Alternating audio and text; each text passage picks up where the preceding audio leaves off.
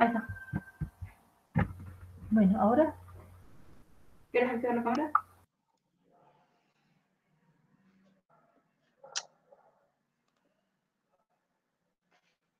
Ustedes me avisan si se ve correctamente esto, por favor.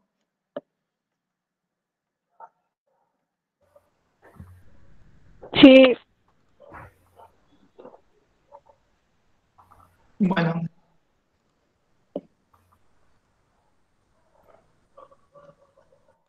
Esperen un ratito que cierro el WhatsApp. Bueno, a ver, voy a la presentación otra vez.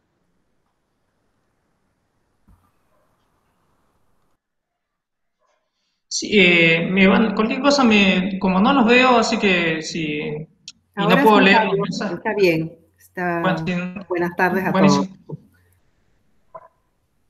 Es continuar un poquito con los conceptos de relaciones, ¿no? Intraespecíficas e interespecíficas.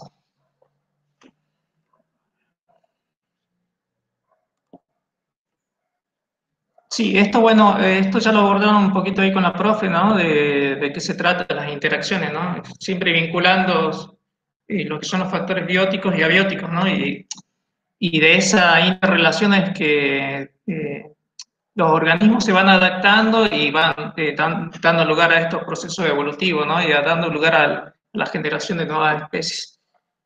Esto no me iba a detener mucho, pero es algo bastante gráfico y simple esto, para que lo tengan presente. Y bueno, y esto también se van a ir un poquito lo que son, es una red trófica, ¿no? Esto lo habían abordado ya anteriormente, ¿sí?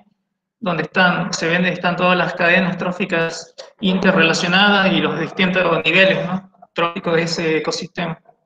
Así que no me voy a detener tanto en esto.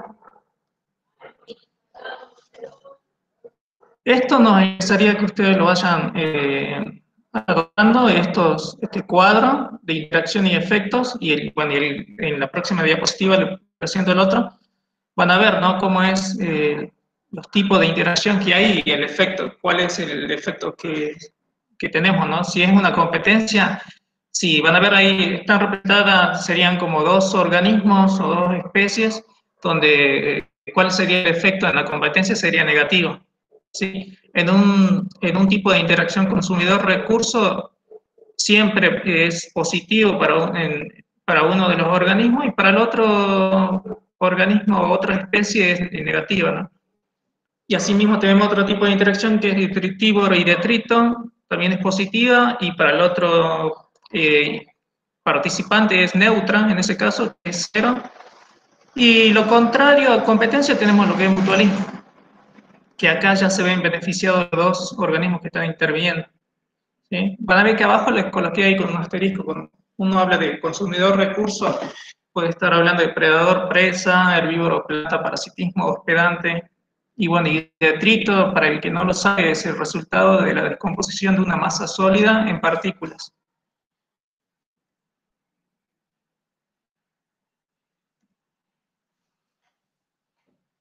Y bueno, y esto es lo que les mencionaba, esto siempre, bueno, todos los años lo pasamos, esto nos interesa que aprendan un poquito de todas las categorías de relaciones que hay entre poblaciones, ¿no? Y acá también siguiendo lo mismo, ¿no? El tipo de interacción y el efecto que tiene. Recuerden que el más es un efecto positivo de una especie sobre otra. El negativo es, el signo menos es un efecto negativo de una especie sobre otra, y bueno, y cero representa que es neutro, que hay falta de cualquier efecto. Esto vamos a ir viendo uno por uno. Como pueden ver ahí lo que es neutralismo, va a ver que acá en este caso no pasa nada, o sea, todas las poblaciones o las especies que están interviniendo no se ven afectadas para nada, no hay un efecto ni positivo ni negativo, es todo neutro. El mutualismo, como les dije, es positiva para ambos, para los dos organismos que están participando en esta interacción. En el caso del comensalismo, es positiva en un caso y neutra en el otro. En la competencia es negativo para ambos. Y en el mensalismo van a ver que hay una especie que se ve perjudicada y hay otra que le resulta neutra ese tipo de relación. En la depredación, como ustedes vieron y les comentó la profe Lili, es positiva en un punto y es negativa para la población. En el parasitismo y en el parasitoidismo también ocurre algo parecido, ¿no? Ahora vamos a ir viendo con algunos ejemplos. Esto es lo que les comenté, lo que es el neutralismo, que es una relación neutral entre dos especies que comparten el mismo hábitat, de manera que la actividad de uno de los individuos interactuantes es neutral, no generando un efecto positivo ni negativo sobre el otro individuo y viceversa. Y bueno, estas son imágenes que uno puede ver cómo distintas poblaciones de distintas especies están conviviendo, ¿no?, en un mismo hábitat. Van a ver ahí en algunas imágenes son todos herbívoros, por ejemplo, en la imagen arriba a la derecha van a ver que son todos herbívoros y bueno, están coexistiendo, están viviendo en un mismo hábitat, pero la relación es una relación neutra porque no tiene un efecto positivo ni negativo la presencia de uno sobre el otro. ¿Sí? Esto es lo más simple. Si nosotros pasamos al otro tipo de interacción, van a ver que es el mutualismo, en el cual los individuos de diferentes especies, en donde ambos se ven beneficiados, ¿no? Hay una relación positiva, y por lo tanto eso mejora lo que es la actitud biológica. Y bueno, en este caso mutualismo puede ser de dos tipos, ¿no? Puede ser simbiótica o asimbiótica. Ahí está el término de simbiosis, que es una situación en la que los organismos diferentes viven juntos en una estrecha asociación, ¿sí? Es un tipo de relación mutualística, eso es lo que es simbiosis, donde la presencia de uno, bueno, sí o sí necesita la presencia del otro individuo, ¿no? Ahora lo vamos a ver, creo que hay una diapositiva referente a eso.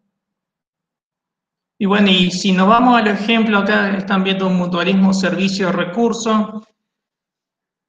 Esta abeja del género Megachile es un polinizador y bueno, y la flor es una asterácea, lo que están viendo ahí. Y como acá, ¿no? Este polinizador, haciendo uso de del recurso de néctar o de polen que la planta les provee, es intercambiado por un servicio de dispersión de las gametas, ¿no?, que están dentro de lo que son los granos de polen de esa planta. Eso contribuye a lo que es la reproducción de ese vegetal.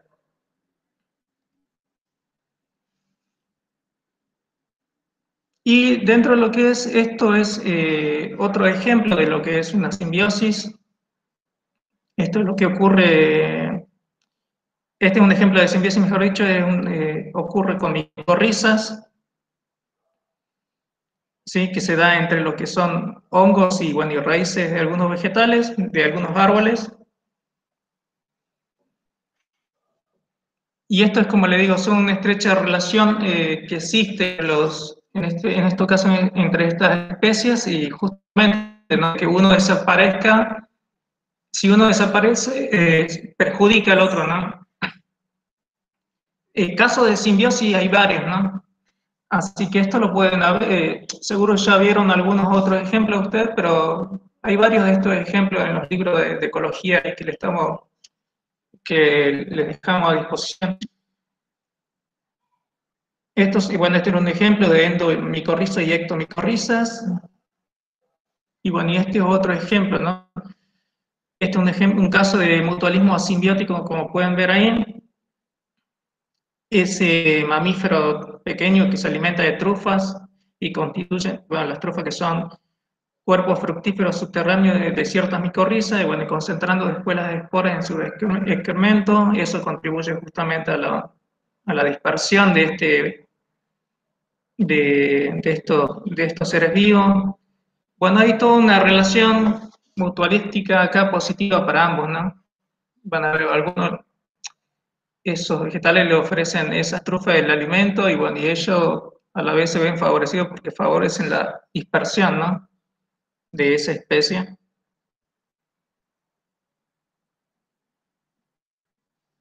Y bueno, y si nos alejamos un poquito de lo que es el mutualismo, ya pasamos a lo que es comensalismo, en la cual es una relación entre dos especies en la que una se beneficia sin afectar de forma significativa a la otra.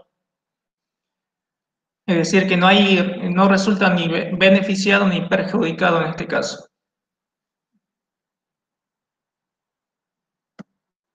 Y bueno, y dentro de lo que es comensalismo, uno puede encontrar tipos de comensalismo, ¿no? Uno de los tipos de comensalismo conocidos es que se conoce como foresis, que una especie más pequeña se aprovecha de la otra de mayor tamaño para que la transporte, no implicándole a esta ningún problema, ¿sí? Y bueno, acá ahí le coloqué una frase ahí de Clausen del año 1976 de su publicación, el término foresis, ¿quién lo propuso? ¿No? Lo propuso Lesne en el año 1896, justamente para designar el transporte de ciertos insectos en los cuerpos de otros insectos. Ustedes, como pueden ver ahí en ese tipo de comensalismo forético, van a ver que lo utiliza de transporte, una especie utiliza otra especie como un medio de transporte para desplazarse a otro sitio, ¿no? Ese sería un caso de comensalismo, un tipo de comensalismo. Este es otro tipo de comensalismo en la cual, en esta pueden ver el inclinismo, en la cual una especie se refugia dentro de otra especie para protegerse. El caso más conocido son de las aves que aprovechan los huecos de los árboles, o por ejemplo también abejas que arman sus colonias dentro de los huecos de los árboles también. Y bueno, ahí están aprovechando, ¿no? Van a ver esa especie de aves, esa especie de abejas se ven favorecidas.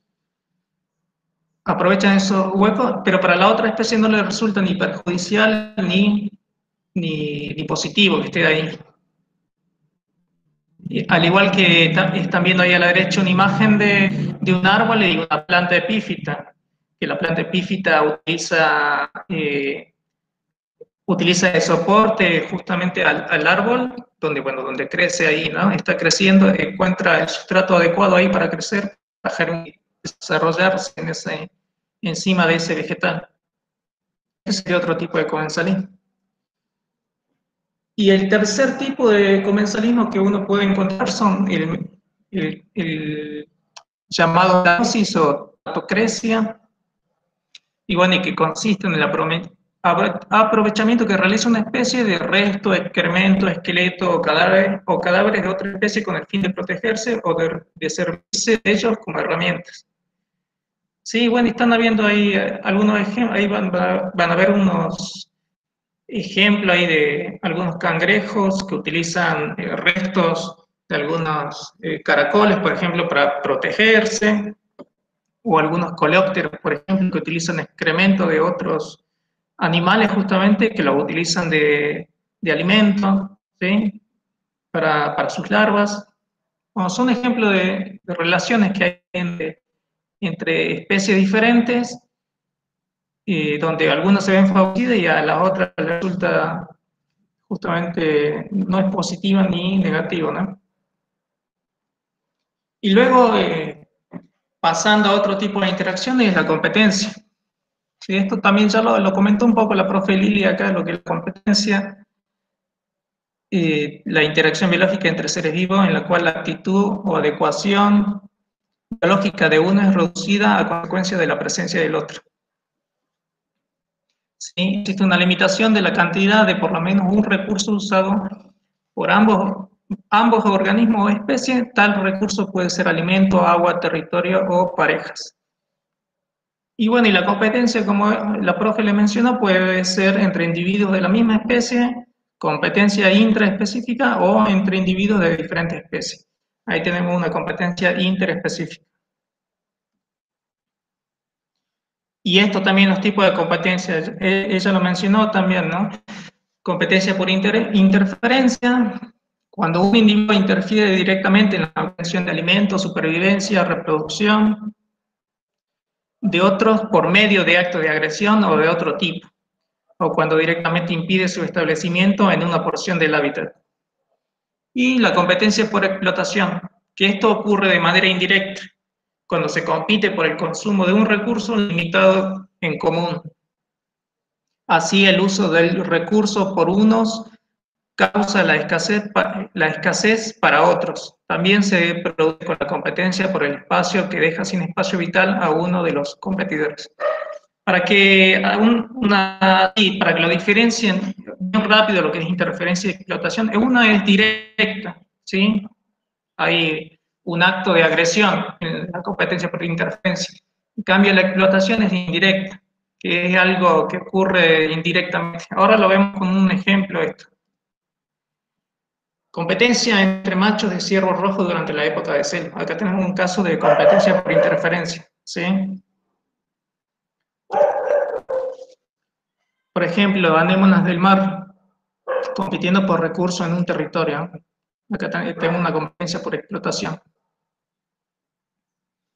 Y si pasamos a otro ejemplo, esto, el recurso lumínico, luz, el recurso de luz, el recurso ambiental, ¿sí? La selva, en los bosques, ustedes pueden observar cómo los árboles de gran porte limitan la entrada de luz hacia el sotobosque, hacia la parte inferior del bosque, ¿no? Esto sería una competencia por explotación, o sea, van a ver que estos vegetales de gran porte están crecen a grande altura, utilizan ese recurso lumínico, y entonces la cantidad de ese recurso que llega hacia el sotobosque es menor. Entonces es como una competencia indirecta que se hace por ese recurso, ¿no? Crecen a mayor altura, capturan mayor cantidad de luz, entonces lo que llega hacia abajo es menor. Entonces hay una competencia indirecta que está ocurriendo.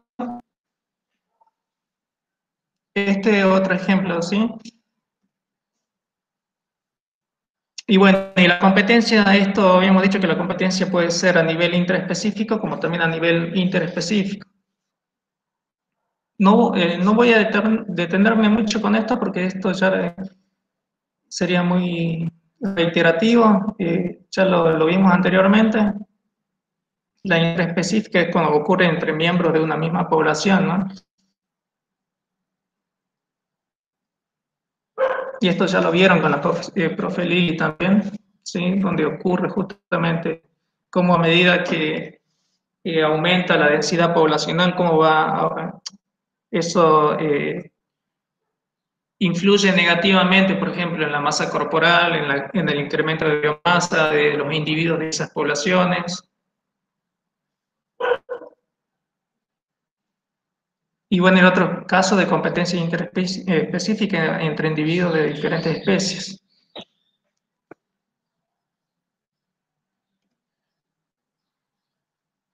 Viéndolo así gráficamente, acá tenemos un recurso vegetal que está ofreciendo néctar y polen, por ejemplo, a polinizadores, como moscas, mariposas, abejas, ¿sí? Acá tenemos varias especies que están compitiendo por esos recursos tróficos, néctar y polen. Ese sería un caso de competencia interespecífica. Al igual que acá, ¿no? En los mares se ve competencia interespecífica, por ejemplo, entre aves que se alimentan de peces. Y ya pasando a otro tipo de interacción, tenemos lo que es amensalismo. Interacción biológica en la cual uno de los organismos implicados no experimenta ninguna alteración, pero impide el desarrollo y supervivencia del otro. ¿Sí? Hay varios ejemplos que se pueden mencionar. Por ejemplo, el hongo Penicillium notatum y las bacterias. Los hongos estos producen penicilina que impide el crecimiento de otros organismos, otros microorganismos a su alrededor. Los eucaliptos y sus competidores. El eucalipto segrega ciertas sustancias químicas que afectan e impiden el crecimiento de todas las plantas que estén a su alrededor.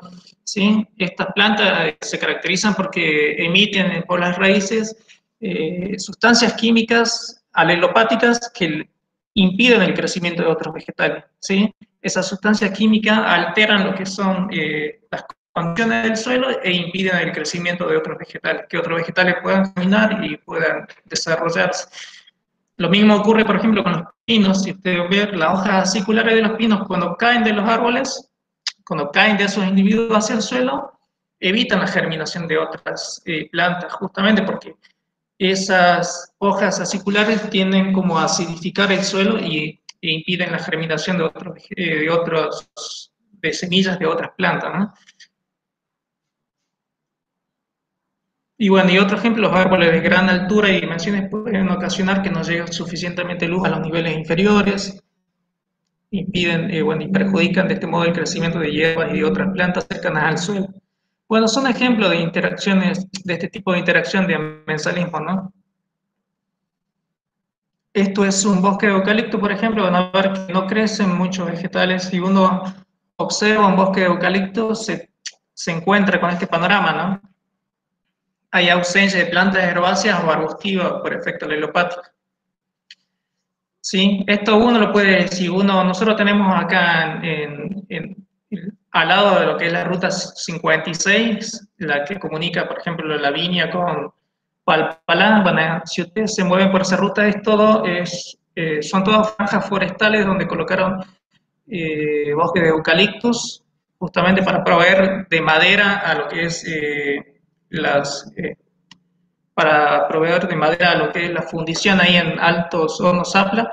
Y estos bosques de eucaliptos, si uno observa esos bosques, van a ver que en esos bosques no hay muchos vegetales que crecen, ¿sí?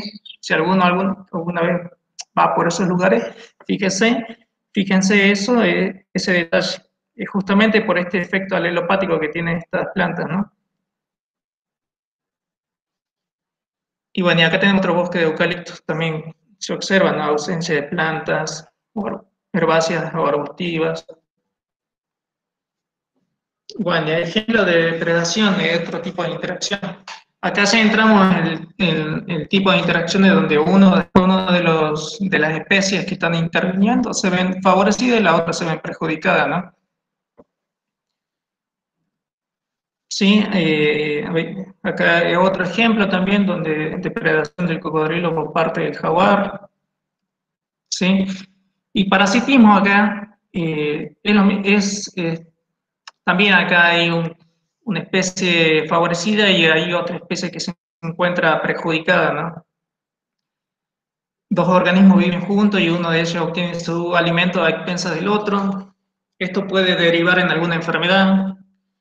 Podemos encontrar microparásitos, por ejemplo, endoparásitos como virus, bacterias, hongos, macroparásitos, ectoparásitos como gusanos, nemátodos, platelmintos, piojos, garrapatas, pulgas, hongos.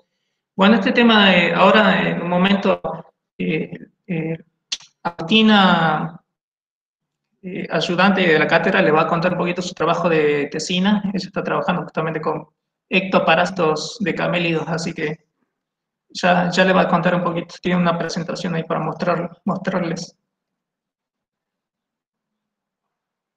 Ectoparasitismo, esto es justamente las garrapatas, y a la derecha van a ver piojos en camélidos. Es una imagen que tomé de la presentación de Agustina.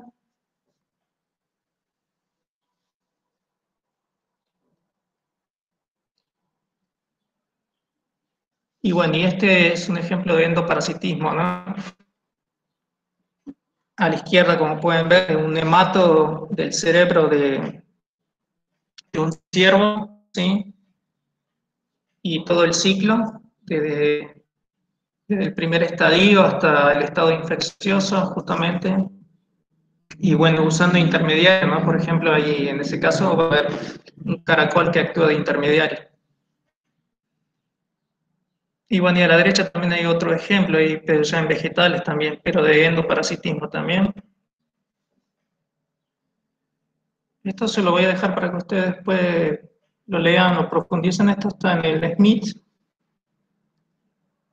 Y bueno, y para que no nos vayamos tan lejos, también hablar del endoparasitismo que está perjudicando mucho, ¿no? el sistema de salud aquí en la provincia y en el NOA también, lo que es el dengue justamente, que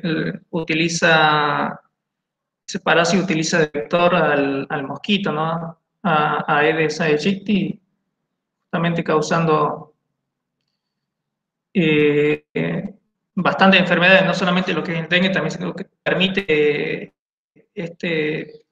hay varios parásitos que utilizan a este vector como para llevar a su ciclo, ¿no? Por ejemplo, el virus de Zika, de la fiebre de chikungunya. Sí, eso solamente quería mencionar. Y bueno, y el otro tema el otro tipo de interacción es el parasitoidismo. Esta sería la última de ese cuadro que les mostré, en la cual es una relación intermedia entre la depredación y el parasitismo. A los individuos que adoptan este comportamiento se lo conocen como parasitoides. Y bueno, y la mayoría de los parasitoides conocidos son insectos, y dentro de ellos las avispas, ¿sí? Hay un grupo de avispas que se caracterizan por ser parasitoides. Hay otros casos de escarabajos, polillas, pero generalmente las avispas, hay muchas avispas que tienen este comportamiento, ¿no? Se caracterizan por ser parasitoides. ¿Y cuáles son las características distintivas de los parasitoides? Es que al final del ciclo larval, el huésped muere. Esta es una característica que lo diferencia de los parásitos, ¿sí? Ustedes van a ver que en el caso de los parásitos, el parásito infecta y lo mantiene vivo a lo que sería su huésped, ¿sí? Eso puede derivar en alguna enfermedad, deriva en alguna enfermedad, pero usualmente no lo mata, ¿sí? Lo mantiene vivo, porque lo necesita, pero es su lugar, ¿no? Sería su hábitat, entonces lo necesita vivo ese huésped. En cambio, en este caso, en el parasitoidismo, van a ver que los parasitoides, bueno, mantienen vivo durante el ciclo larval al huésped, y una vez que emerge lo que sería el adulto, el huésped fallece. Y bueno, y cada parasitoide utiliza solo un huésped durante su ciclo de vida. Otra característica que lo diferencia de la depredación. ¿Sí? Bueno, y estos son otros ejemplos, ¿no? De otras imágenes de parasitoidismo por avispas. Bueno, también de esto hay muchos videos, varias cosas relacionadas con esto, así que si ustedes pueden ver, se pueden encontrar varios videos que son bastante interesantes.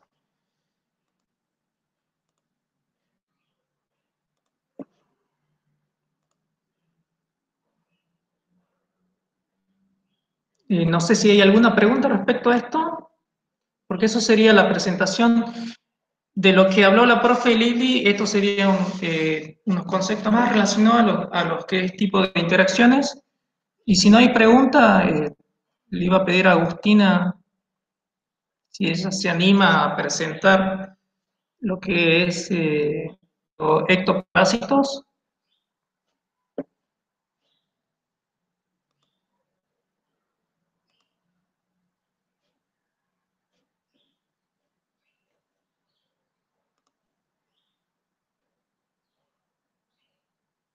Voy a detener la grabación.